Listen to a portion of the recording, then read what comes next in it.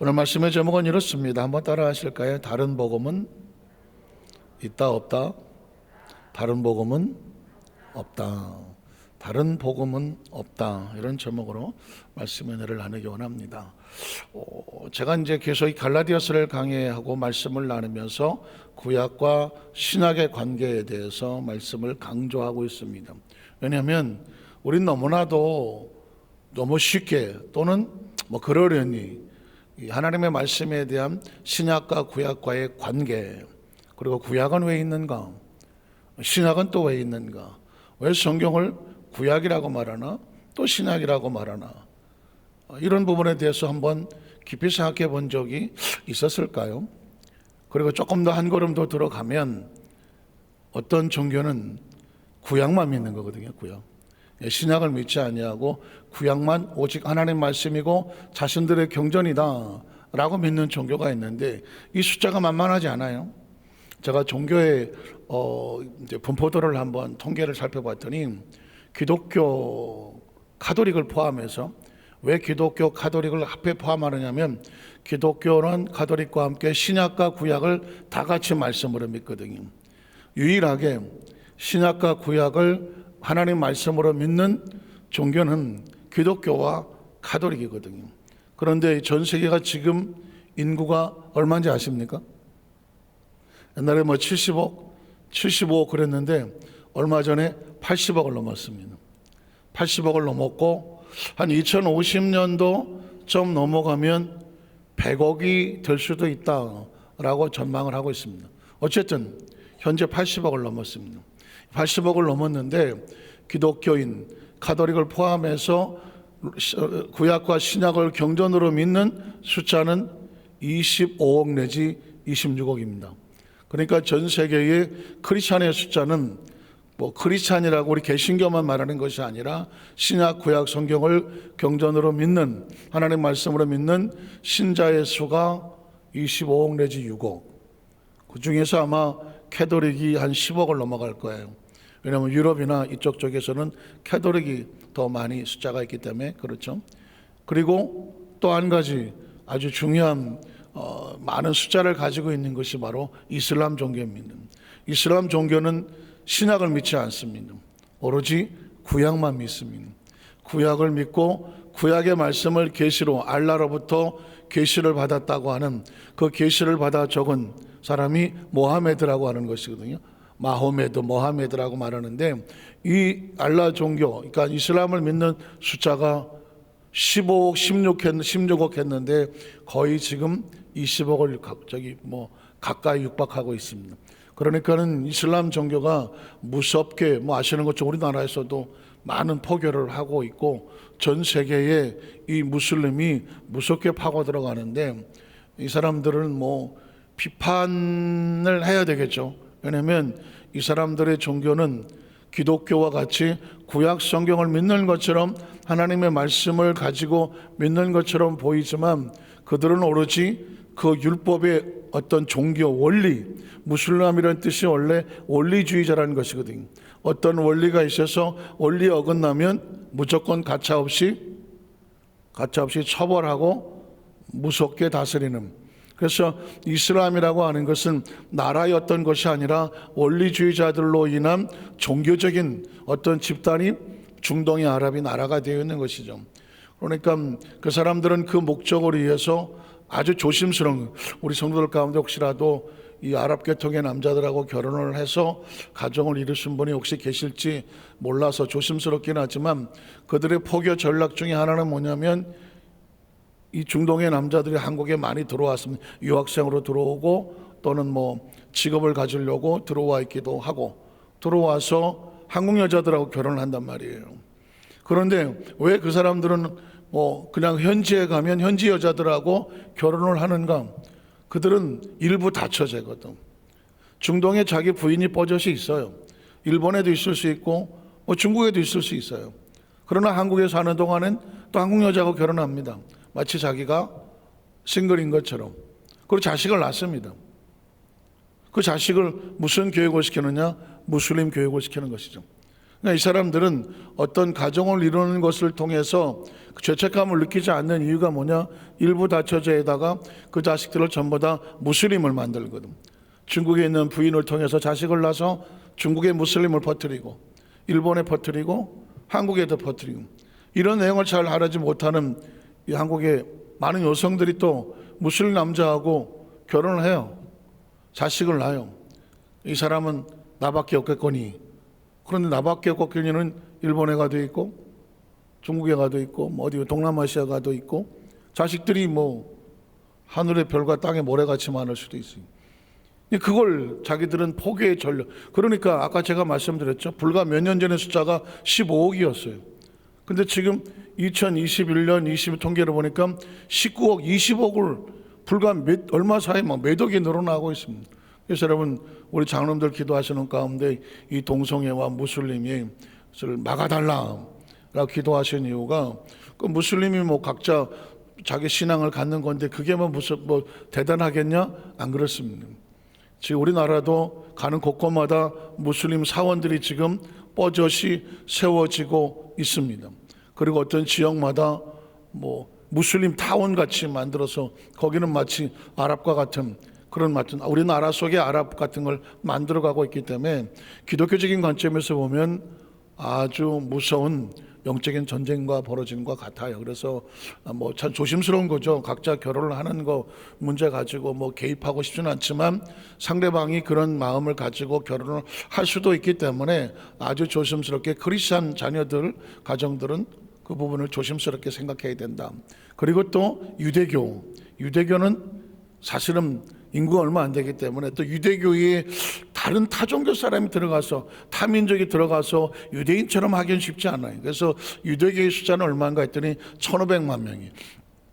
1,500, 뭐 몇십억씩 하다가 1,500 하니까 얼마 안 돼 보이긴 하지만 그들은 아주 철저한 유대교인들이니까 1,200만 정도. 그래서 이 전 세계에서 신구약 성경을 포함해서 아예 이 하나님 말씀으로 우린 경전을 삼습니다 라고 하는 믿는 숫자가 45억 내지 46억이에요. 그러니까 80억 인구 가운데 절반 이상이죠. 절반 이상인. 이제 그 중에서 우리가 분리를 하려고 하는 것은 뭐냐면 구약만 가지고 믿는 종교, 이슬람교, 그리고 유대교. 이 사람들 얘기는 다시 말해서 구약에 머물러 있는 것입니다.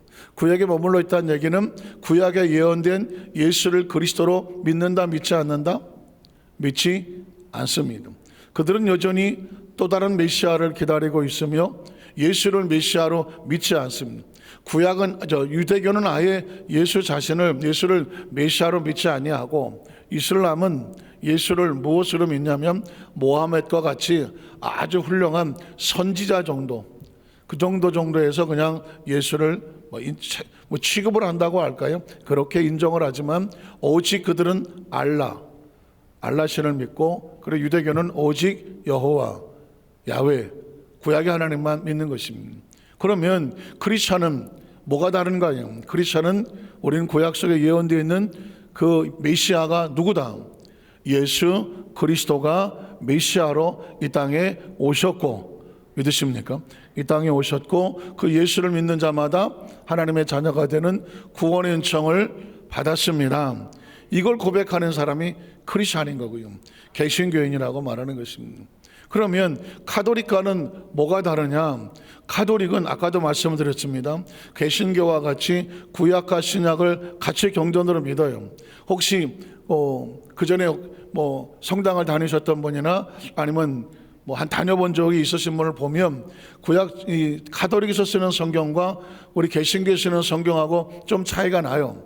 개신교 성경 신약적 66권이라고 말하면 카톨릭에서 쓰는 성경은 66권이 넘어요. 66권이 넘습니다. 왜냐하면 66경을 우리는 정경이라고 말합니다. 정경은 뭐냐면 잘 그 말씀들을 모아서 정확하게 이게 하나님 말씀이다 라고 정해놓은 것이 바로 66권인데, 카톨릭은 그 외에 외경이란 뭐냐면 이 정경 바깥에 있다.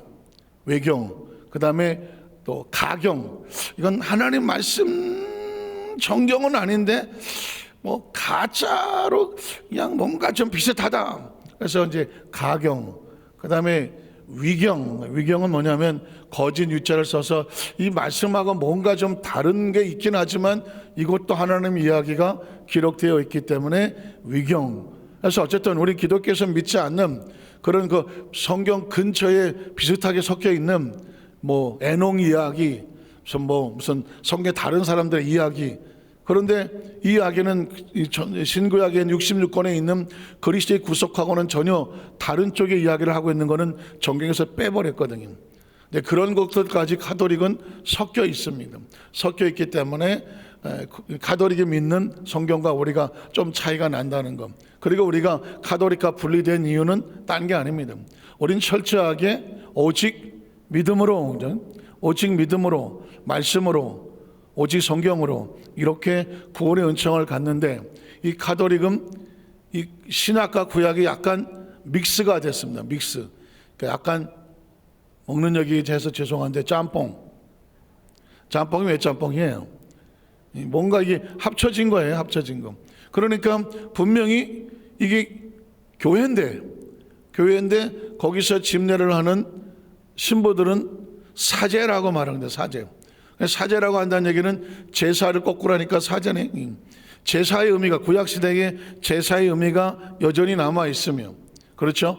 뭔가 뭐 연기를 피우기도 하고 물을 뿌리기도 하고, 그 다음에 뭐 성상이라고 해서 동상같이 사람의 동상을 세워놓고 마리아상, 무슨 뭐 예수님상, 뭐 베드로상, 바울상 이런 것들을 세워놓고 그 앞에 가서 묵주를 만들고 묵주를 돌려가면서 뭐 거기서 기도를 하기도 하고 하는 이런 것들이 온전히 구약에서 빠져나오지 아니하고 신약은 들어왔는데 구약에 섞여 있는, 그러니까 오직 예수 그리스도의 이 우리가 믿는 이 구원의 원리와는 조금 다르게 마리아를 통해서 뭐 성인,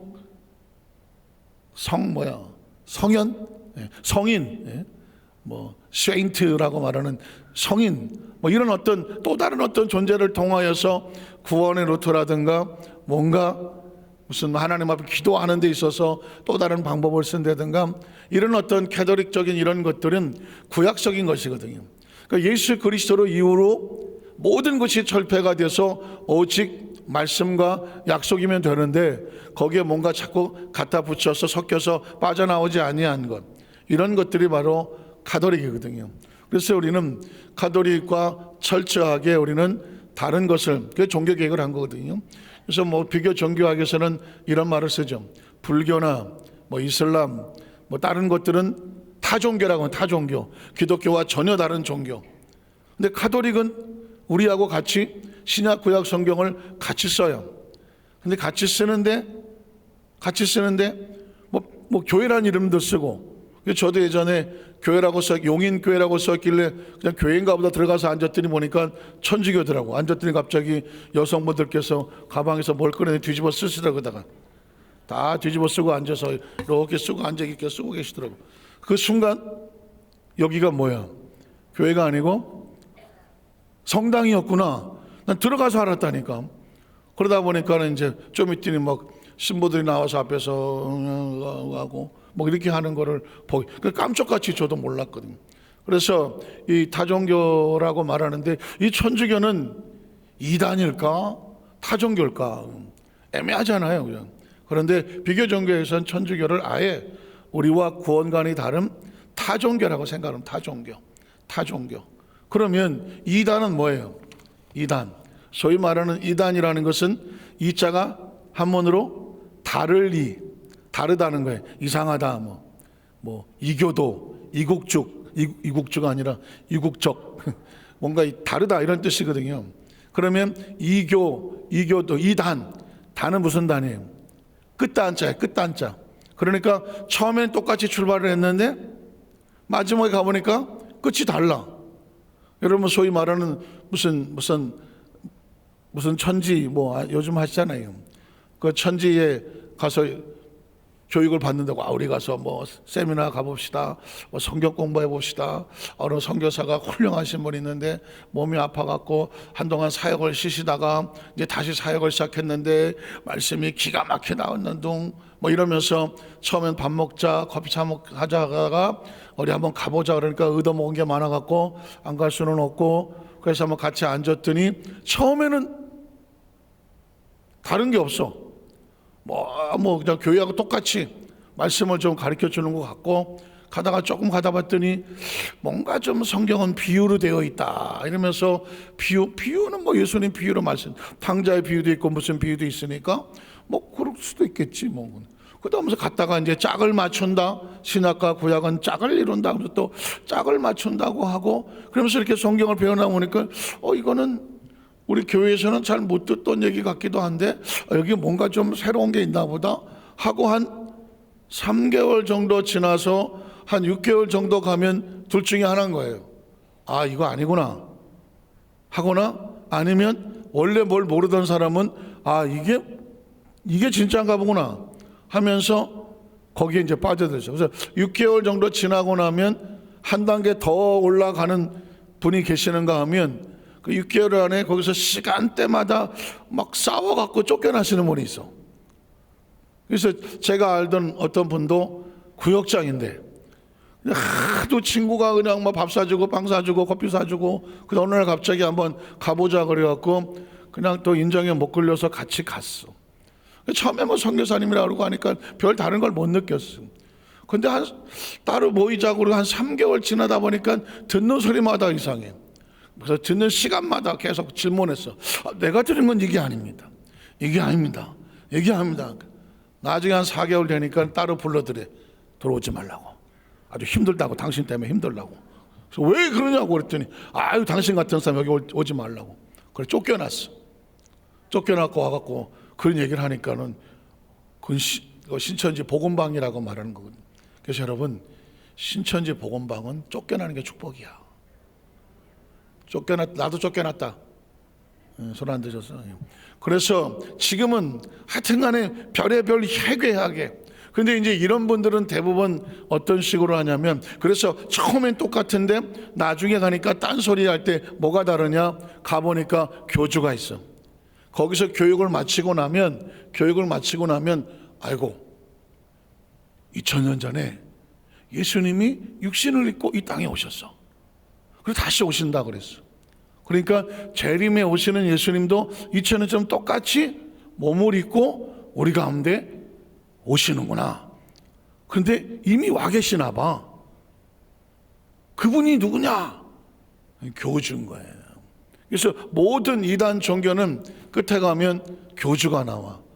통일교, 뭐 전도관, 여호와의 증인, 뭐 안식일교회 또 등등등. 하여튼간에 붙은 것들은 끝에 가서 보면 교주가 와 있다든가, 재림 예수가 왔다든가, 보혜사 성령님이시라든가. 갖고 이렇게 하고 다니는 사람들의 끝에 가서 교주라고 말하면 이 사람들은 다 처음은 예수로 시작했는데 끝은 교주로 끝나. 그래서 뭐라고 말한다? 달을 이 끝단을 써서 이단이라고 말하는 것이죠. 여기에 한번 영혼이 털려 들어가면 큰일 나는 거죠. 모든 관계가 끊어지고 엉망진창. 그들의 목적은 딴 것이 아닙니다. 그들의 영혼을 도적질하고 그들의 삶을 도적질하는 것입니다. 제가 이 이야기를 말씀을 드리는 이유는 뭐냐면 예수를 믿고 하나님의 자녀가 돼서 믿음 생활하는 동안에 신앙생활을 철저하게 열심히 하는 것도 중요하지만 끊임없이 여러분을 도적질하고 죽이고 멸망시키려고 하는 이단의 세력인과 영적 세력들과 싸우는 것도 중요해요. 여러분 혹시 아십니까? 동물의 왕국 같은 데 보거나 보면 양이 있어. 양도 있고 또는 어떤 경우에는 얼룩막도 있고 영양대가 있어. 그러면 사자는 늑대도 마찬가지지만 사냥을 할 때 혼자 사냥하지를 않아. 그 중에 한 놈을 딱 잡고 뛰고 저쪽으로 몰고 거기서 기다리고 있다가 협공을 하는 거예요. 그런데 여러분이 사자예요. 얼룩말이나 물소떼나 이 중에 있어. 그러면 그 중에서 어떤 놈이라고 그러긴 좀 그렇고 어쨌든 어떤 분을 잡아서 저거를 내가 공격해야 되겠다 생각하겠습니까? 가장 약하고 가장 힘이 없고 같이 뛰면 좀 금방 따라잡을 것 같은, 금방 넘어올 것 같은 이런 대상을 물색하지 않겠습니까? 그게 가장 리더에 쓰는 암사자예요. 사냥은 암사자가 합니다. 스쿼트는 맨날 앉아서 헤어드라이 하고 앉아갖고 이거예요.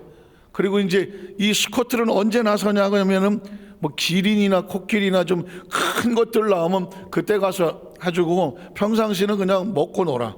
머리 헤어스타일 관리만 하고 있어. 암사자가, 리더가 앞에 나가서 가장 먼저 물색을 해. 저놈이다. 그런데 그 물색하는 게 여러분, 이단이 교회 안에 들어와서 성도를 물색하는 것과 같습니다. 뭐 제가 직접 확인을 하는지 모르지만 어느 교회를 예를 치면 그 교회 교족이 그 이단의 데이터에 다 들어가 있대. 거기서 출석 관리를 다 해줘. 어느 집사는 주일날 몇 번 빼먹었다, 어느 누구는 몇 번 빼먹었다, 출석 관리 다 한대. 몇 년치가 다 있대. 예배 시간에 잘 드렸다, 예배 시간에 딴짓을 한다, 그리고 같이 밥도 먹어보고 해갖고 그 사람 성향도 다 알아. 얘기를 시켜봤더니 금방 원망 불평이 아주 하늘에 꽉 찼더라. 저거는 A급 신자, 건드리면 바로 나온다. 이건 좀 깐깐해서 좀 시간이 걸린다. B급, 완전 C급, 이건 아주 골통이다. 이건 암만 얘기해도 절대 빠져나올 확률이 없다. 그러니까 그쪽에서 볼 때 C급인 거예요. 쫓겨나는 게 다행인 거죠. 그래서 거기서 제일 먼저 하는 게 A급들, 건드리면 나오는 것들. 조금만 뭐라고 하면 바로 튀어나오면 깜짝 놀라서요. 그런 관리를 바깥에서 다 하고 있어.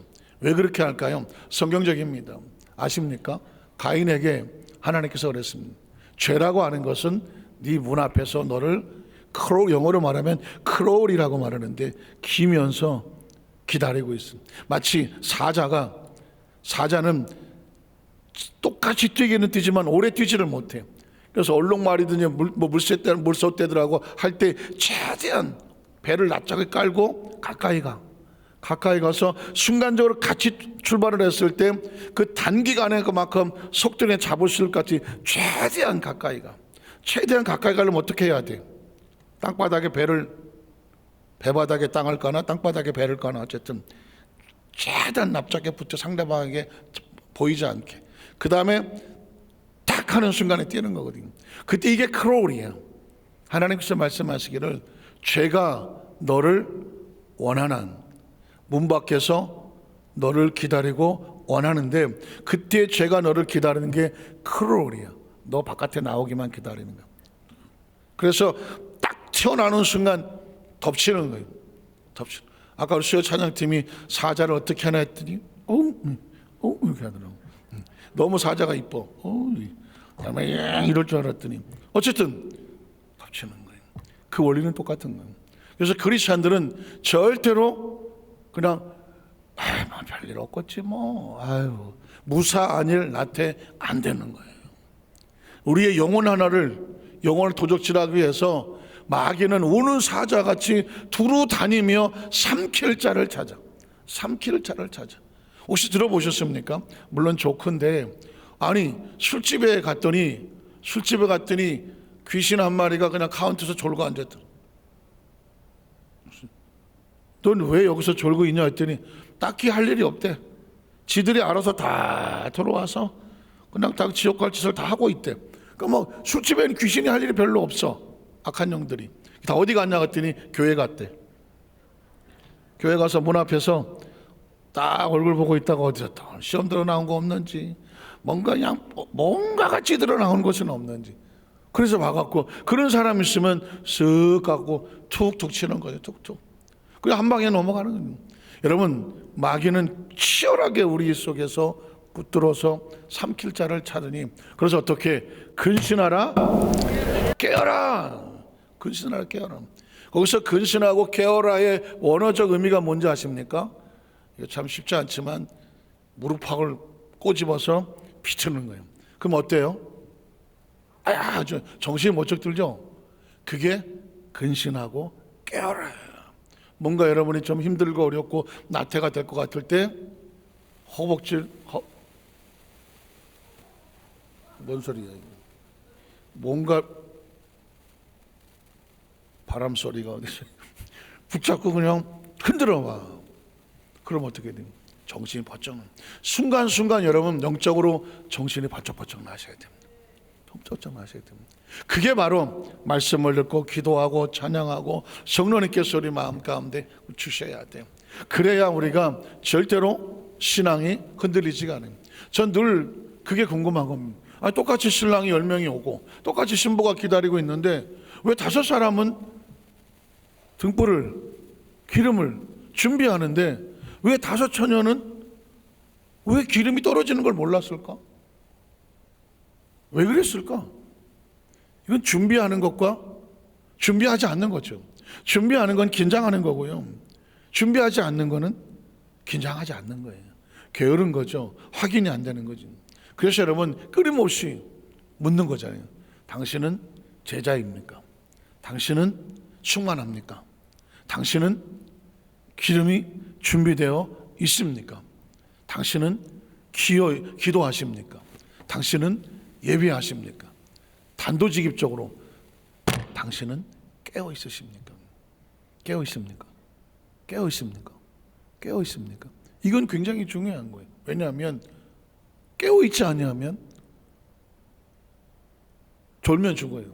그래서 여러분 이 경계하는 그 전방에서 그 국민들의 모든 생명을 책임지는 전방의 보초들은 쓰는 말이 있습니다. 혹시 작전에 실패한 지휘관은 용서를 받아도 경계에 실패한 그 지휘관이나 초소병은 절대로 용서받지 못합니다. 아주 무섭게 책망합니다. 이유가 뭔지 아십니까?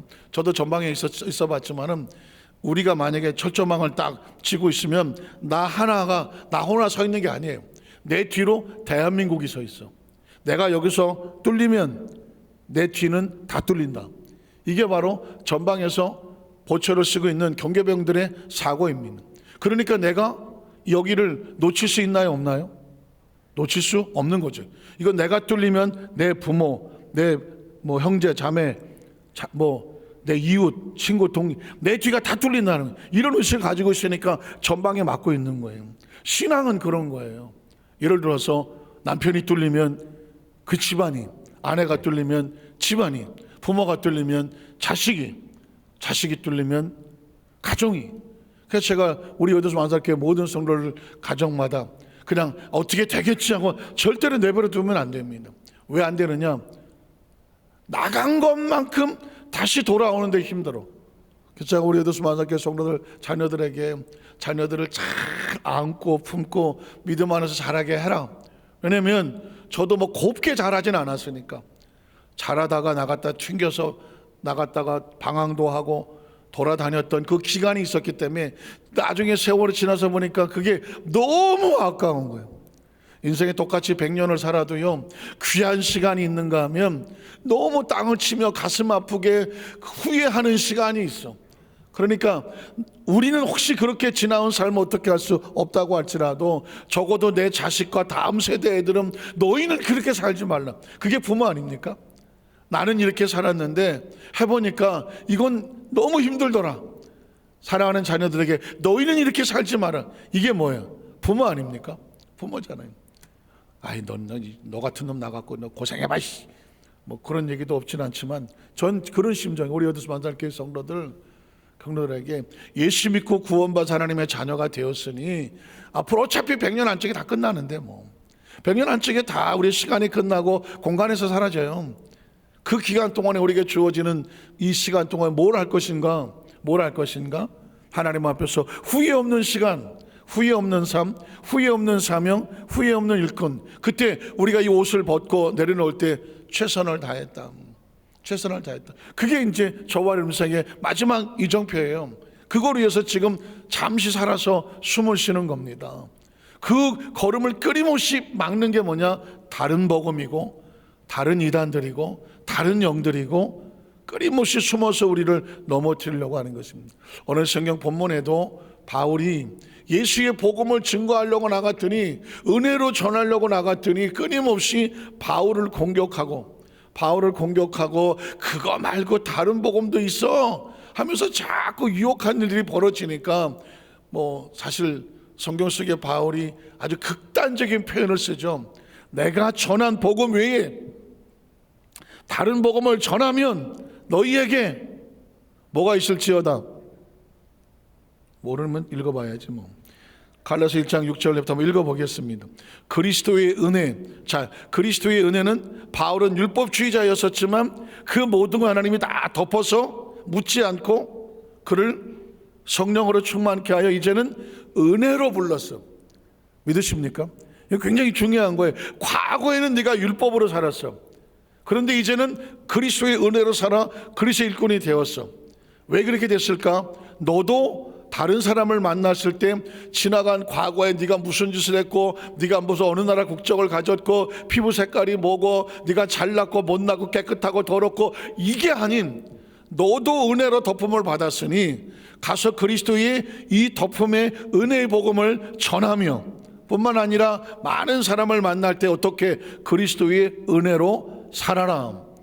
너희를 부르신 이를 이같이 속히 떠나 다른 복음을 따르는 것을 내가 있어요. 여기서 말하는 다른 복음이 뭐냐면 그리스도의 은혜로 구원을 얻는다는 이 복음 외에 그래도 네가 깨끗해야 구원을 받지. 유대교에서 들어온 사람들은 계명을 지켜라, 율법을 지켜라, 제사를 해라, 여전히 구약시대 것을 요구하는 이런 복음이 있는가 하면, 또는 예수 그리스도만 믿어야 되냐, 다른 종교를 믿어도 구원, 혹시 들어보셨습니까? 종교는 다 똑같아. 다 산꼭대기에 올라가는 방법이 다를 거야. 부처님 이름으로도 올라가고, 예수님 이름으로도 올라가고, 뭐 알라신 이름으로 올라가고, 또 무슨 뭐 누구 이름으로 올라가서 꼭대기에서 다 만나는 거야. 왜 예수만 믿으라 그래? 그런 얘기 들어보셨습니까? 들어보셨죠? 그거 왜 다 그런 식으로 얘기를 하는 거예요? 그렇게 얘기하면 절대 진리가 없는 거죠. 하나님은 절대 진리고 유일하신 분인데 이걸 타협하는 게 뭐냐면 꼭 하나님이어야 돼? 꼭 예수님이어야 돼? 라고 말하는 거죠. 그러니까 자, 다른 복음이란 뭐다? 오직 예수 그리스도의 구원의 은총이어야 되는데, 아니야, 행위를 해야, 네가 착한 일을 해야 구원을 받지 라고 많은 행위를 주장하는 구약적인 것이나, 아니면 왜 예수님이어야 돼? 다른 사람을 통해서도, 다른 종을 통해서도 어차피 구원을 받을 수 있잖아 라고 하는, 적어도 큰 세 가지 종류의 복음의 일서성이 있을 때 그게 아니다. 오직 예수 그리스도의 은혜다, 믿음이다, 이걸 말하는 거예요. 자, 복음을 따르는 것을 내가 이상하게 여긴도나, 그 다음 절에 보면 다른 복음은 있다 없다? 없다. 우리 예수 믿는 사람들이 세상에 다 사랑하고 용서하지만 구원의 원리만큼은 포기를 못하고 타협을 못하는 이유는 우리가 성질이 못돼서가 아니야. 하나님께서 말씀하신 천하인간에게 다른 이름으로 구원을 주신 이가 없어. 오직 예수 그리스도 외에 길과 진리와 생명은 다른 길은 없는 거예요. 왜 없느냐? 하늘에서 내려온 분은 예수님밖에 없고 하늘에 올라간 이가 하나님밖에 없어. 예수님밖에 없어. 그랬잖아요. 공자도 죽기 전에 내가 살아 생전의 일을 모르겠는데 내가 죽은 일을 어떻게 알겠느냐? 부처도 인간의 고에서 벗어나고 해탈하는 방법을 찾으려고 그래 난 한 가지의 빛으로 사라진다고 했지만 그의 숨을 거뒀다. 그도 인간이었다는 얘기거든. 그럼 그래, 부처 빼고 공자 빼고 또 누가 있어? 알라도 마찬가지. 알라는 하나님을 말하는 거니까 알라는 아니고, 마음에 또 그냥 자기들도 말해 선지자라고. 알라를 믿고 마음에서는 선지자다. 마음에 또 길이 아니야. 그럼 뭐가 있어? 하나님밖에 없는 거예요. 하나님 알 수 있는 길은 뭐야? 하나님께서 세상을 사랑하사 독생자 예수를 주셨으니 예수가 우리에게 길이 되고 진리가 생명이 되고 하나님의 나라와 이 땅을 연결하는 구원의 통로가 되는 것이 예수님이거든. 그래서 여러분, 예수님 말하고 제가 한번 따로 시간을 내서 말씀을 드릴지 모르지만, 구약에 있는 율법과 계명은 그걸 지켜서 구원받으라고 하는 게 아닙니다. 잘 들어보세요. 구약에 있는 율법과 계명을 왜 주셨을까? 이거 지켜서 구원받으라? 십계명 지켜서 구원받으라? 뭐 613가지라고 말하는 계명 지켜서 구원받으라? 처음엔 사람들은 이렇게 생각했어. 왜 십계명을 왜 주셨을까? 그 율법을 왜 주셨을까? 그런데 성경에 아담 이후로 말라기까지 구약 시대에 율법을 지켜서 구원받은 사람은 한 사람도 없어. 아십니까? 성경 속에 위대했다고 하는 사람들 치고 죄를 안 지은 사람은 없어. 아브라함도, 아니 심지어 아담, 아브라함, 뭐 노아, 뭐 이삭, 야곱, 심지어 요셉, 다윗, 솔로몬, 선지자, 왕, 하나님 앞에 깨끗한 사람이 누가 있어? 그 율법은 왜 주셨느냐? 모든 인간은 율법으로 구원받을 사람은 한 사람도 있다 없다? 없어. 그래서 예수님이 오는 거예요. 그래서 예수님이 오셔서 십자가 올라 몸쪽에 불러 그 6월절 어린 양의 피의 제사가 되어지고 온 인류의 죄를 짊어지고 하나님의 어린 양이다. 예수님의 그 대속의 은총으로 해주심으로 말미암아 예수님의 은혜를 힘입고 예수의 피를 힘입고 예수의 이름으로 무엇을 얻는다? 구원을. 그러니까 우리가 하나님이라는 거대한 존재 앞에 나갈 수 있는 길은 우리가 뭘 똑똑해서도 아니고 뭘 의로워서도 아니고 뭘 이렇게 많이 한 3,000번 절을 했더니가 아니고 하나님의 은혜예요. 은혜. 창조주 앞에 우리는 은혜에서 우리가 뭘 어떻게 하면 하나님 마음에 쏙 들어서 그냥 너 깨끗하구나 할 수 있는 사람은 아무도 없어. 율법은 우리가 죄인임을 깨닫게 하고 그 율법을 통해서 내가 죄인임을 깨닫고 은혜의 앞에 나가보고 예수를 믿을 때 하나님의 자녀가 되는 은총을 얻게 되는 줄로 믿습니다. 다른 복음은 없나니 다만 어떤 사람들이 너희를 교란하는 거예요. 아까 말씀드렸죠. 예수 그리스도 외에 다른 것들은 다 교란하여 그리스도의 복음을 변하게 하려 함이라. 그래 예수 믿어. 그렇지만 너 행위가 똑바로야 구원받아 라고 한다든가, 그래 예수 믿어. 나는 다른 거 믿을게. 너는 나나 똑같아 라고 교란한다든가 라는 것들은 복음을 변하게 하려 함이니, 그 다음 절에 보면 그러나 우리나 혹은 하늘로부터 온 천사라도 우리가 너에게 전한 그리스도의 복음 외에 다른 복음을 전하면, 아까 이 부분을 말하려고 했잖아요. 뭘 받아요? 사실 성경 속에서 쉽게 쓰고 싶지 않은데 예수를 믿지 않는 게 자체가 그게 저주거든요. 이 구원의 길을 놓치는 게 저주인 거죠. 다른 복음과 복음을 떠나서 다른 길을 선택한 게 그게 저주인 거예요. 그게 저주인 거예요. 그래서 저주를 받아라 할 것도 없어. 길과 진리와 생명을 떠나면 그게 뭐가 되는 거예요? 당연히 저주가 되는 거예요. 생명으로 태어났는데 하나님을 상실한다? 그게 저주가 되는 거예요. 그리고 마지막 9절 10절에 보면 우리가 전에 말했거니와 내가 지금 다시 말하노니 만일 누구든지 너희가 받은 것 외에 다른 복음을 전하면 또 저주를 받을지어다. 10절에 보면 이제 내가 사람들에게 좋게 하랴 하나님께 좋게 하랴 사람들의 기쁨을 구하랴. 내가 지금까지 사람들의 기쁨을 구하였다면 뭐가 아니다? 그리스도 종이 아니니라. 자, 이 복음을 전하려고 하니 핍박이 다가와. 오직 예수님이라고 말했더니 이쪽 유대교를 믿었던 사람들이 왜 예수님이야? 어떻게 사람이 하나님이 그렇게 무슨 은혜로만 하냐? 행위도 해야지 하면서 그냥 은혜만 가지고 하는 건 저런 나쁜 놈이라고 여기서 공격하지.